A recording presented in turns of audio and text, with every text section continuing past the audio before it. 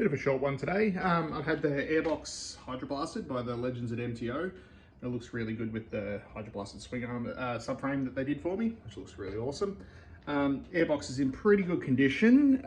The only thing I don't like is that some idiot has drilled a hole in the airbox at one stage there. I don't know what they've screwed to it.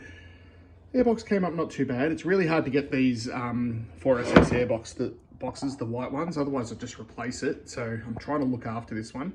I actually ordered some background graphics just in plain white just to go over these, but they turned up and they're the ones that are like skateboard deck material. I don't really like that. I don't want things like that chewing my pants and boots apart, and I would just ride like a potato. I don't need the grip. So I'm actually going to trace the ones that I've got and just cut them out in like white number plate background material.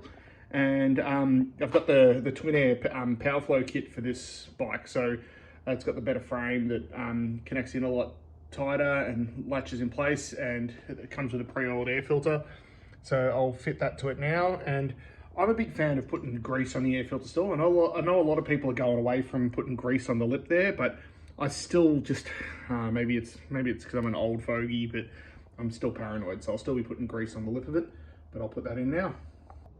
Yeah, so I'm a big fan of the way these Twin Air Powerflow kits go together. The aluminium frame is just so much better, and that locating lug being made out of aluminium is a lot less likely to snap off when you stick it in there. I don't know, we've probably all snapped a plastic one off at one stage, so yeah, I'm a big fan of that, and I like that the frame's nice and solid, so now I'm going to fit it up. Okay, that's gone together nicely. I'm a big fan of the way these Powerflow filters go in place.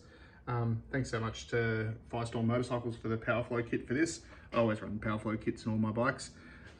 It's much easier to get the air filter in the bike when it hasn't got side covers on it and the subframe's not bolted to the bike, but I don't recommend removing the subframe and airbox to fit your air filter, but hey, while it's out, might as well make it easier.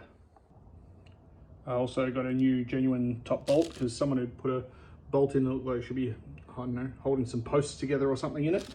That new genuine top bolt, so that'll be nice and delicious on the bike. Look at that, nice and pretty. That already looks much nicer with the silver subframe. Airbox is looking good. I like it.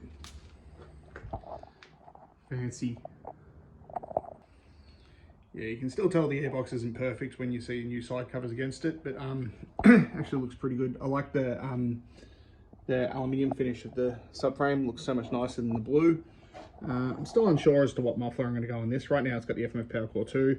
I don't mind it, but I like something a little bit shorter. But yeah, big fan of the subframe on this. I think it looks really cool. Subframe and airbox.